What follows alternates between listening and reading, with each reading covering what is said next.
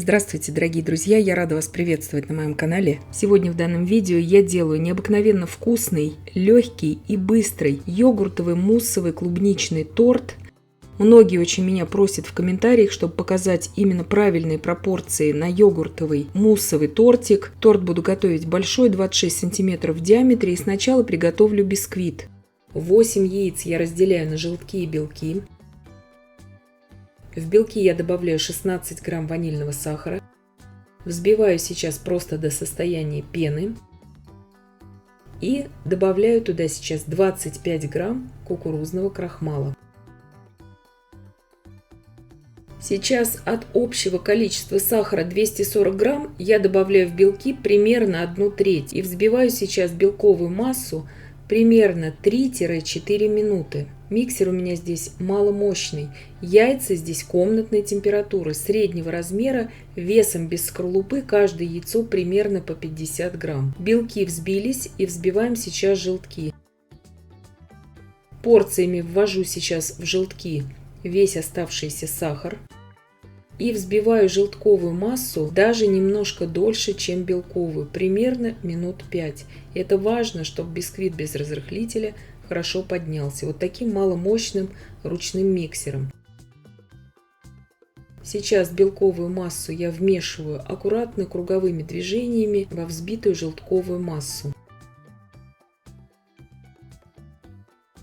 Досконально, тщательно белки я не промешиваю, делаю я это намеренно, чтобы мне не осадить массу, потому что потом все это с мукой перемешается хорошо. 240 грамм муки я ввожу примерно в 5-7 приемов, просеивая муку в тесто. И вот так венчиком очень аккуратно, тоже такими круговыми движениями, я перемешивала все это. Форма здесь у меня выставлена на 26 сантиметров в диаметре. Форма высокая здесь у меня. Если у вас низкая форма, берите на 28 сантиметров форму. Бисквит у меня выпекался примерно около 50 минут, 45-50 минут до сухой шпажки. Края формы ничем не смазываем и дверь духовки во время выпекания не открываем. Бисквит остыл до комнатной температуры, шпажка выходит сухая и чистая. Убирала его в холодильник на ночь, вот в таком пищевом пакете. Он должен обязательно отдохнуть, такой бисквит, потому что это классический бисквит без разрыхлителя. Оставляла в форме именно для того, чтобы сохранились края. Теперь вынимаю бисквит из формы и буду его уже идеально ровно нарезать на коржи. Многие спрашивают в комментариях, можно ли сократить время отдыха такого классического бисквита, именно используя морозильную камеру для этого. В принципе, можно, но тогда его нужно очень хорошо остудить до комнатной температуры предварительно, чтобы заморозка потом не повлияла на качество. То есть вот это очень важный нюанс. Если будете охлаждать его в морозилке, дайте полностью остыть, чтобы потом он у вас не стал клеклым, если вы его не остудили полностью до комнатной температуры. Вот это я имею в виду. Нарежу его сейчас на 3 коржа по 2 см в высоту.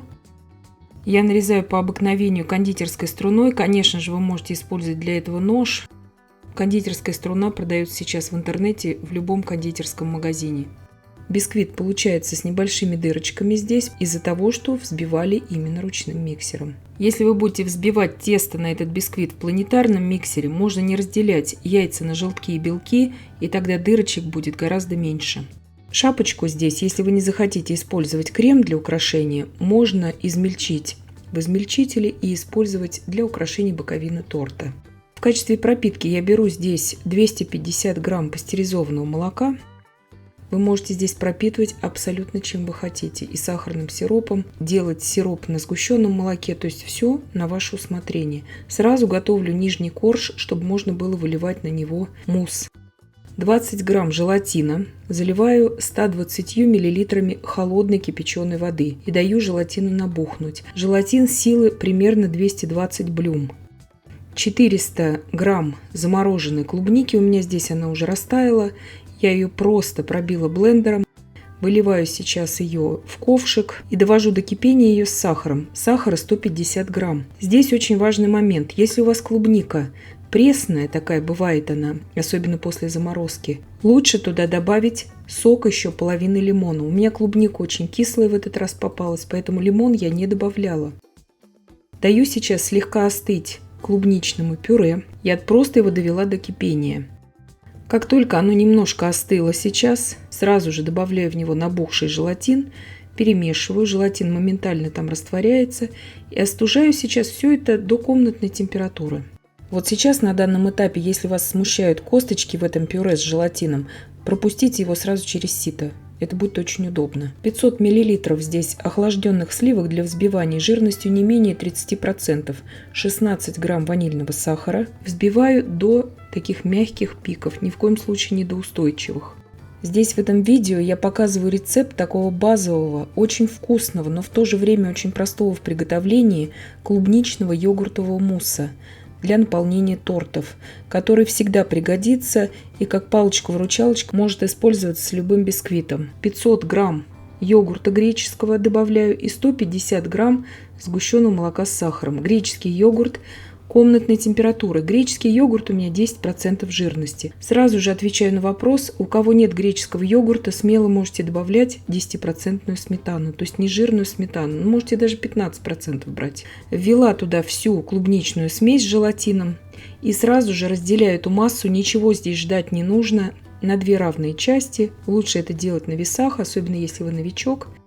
Выливаю сразу же, ничего не ожидая здесь, первую часть мусса на нижний корж. Здесь важно очень стянуть кондитерским кольцом сразу хорошо нижний корж. Поставила также ацетатную пленку. Если нет ацетатной пленки, можно использовать хорошего качества канцелярские папки. Сразу же выкладываю второй корж. Также его пропитываю. Коржи здесь очень неприхотливые, скажем так. Они особо не ломаются. То есть они очень хорошо держат форму. Эти коржи – это классический бисквит. Их очень удобно использовать именно для 3D-тортов. И они не такие дорогие получаются. Если у вас, конечно же, планетарный миксер, вы можете приготовить бисквит без разделения яиц. Вторую часть мусса сразу же, ничего не ожидая, я выливаю на второй корж, потому что желатин начнет схватываться, и вы потом ничего не сможете с ним сделать.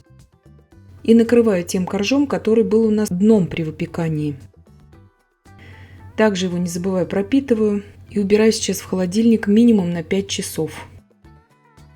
Итак, приготовим крем для покрытия торта. Здесь 300 грамм сливок для взбивания жирностью не менее 30%, 150 грамм сахарной пудры, 16 грамм ванильного сахара, 300 грамм творожно-сливочного сыра и 250 грамм сыра маскарпоне.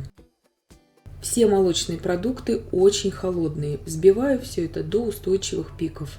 Крем очень простой и очень хорошо им и выравнивать, и украшать такие домашние тортики. Вот такой плотный крем получился. Торт у меня провел ночь в холодильнике, то есть минимум 5 часов, лучше на ночь убирать его для стабилизации. Мусс стабилизируется, но нужно еще, чтобы тортик пропитался и чтобы вкусы объединились, потому что бисквит здесь классический мы использовали. Если вы имеете свой какой-то в арсенале тот бисквит, который вы любите, вы можете смело его использовать для этого торта. Это здесь хуже этому не будет, но можете и этот использовать бисквит. Он не такой дорогой, неприхотливый. Единственное, что вы его можете испечь заранее, убрать его в холодильник, даже в морозилку. В холодильнике он несколько дней у вас будет храниться в пищевой пленке, этот бисквит, а в морозилке до месяца. Можете его в любое время доставать и использовать. Насадка номер 70, листик. Сейчас я буду этим кремом, который мы приготовили для покрытия, просто на скорую руку украшать этот тортик. Делаю вот такой незатейливый бордюрчик. Здесь самое главное, держим ровный угол перпендикулярно подложке, и все это получается элементарно просто. Для верхнего узора я использую насадку номер 2D.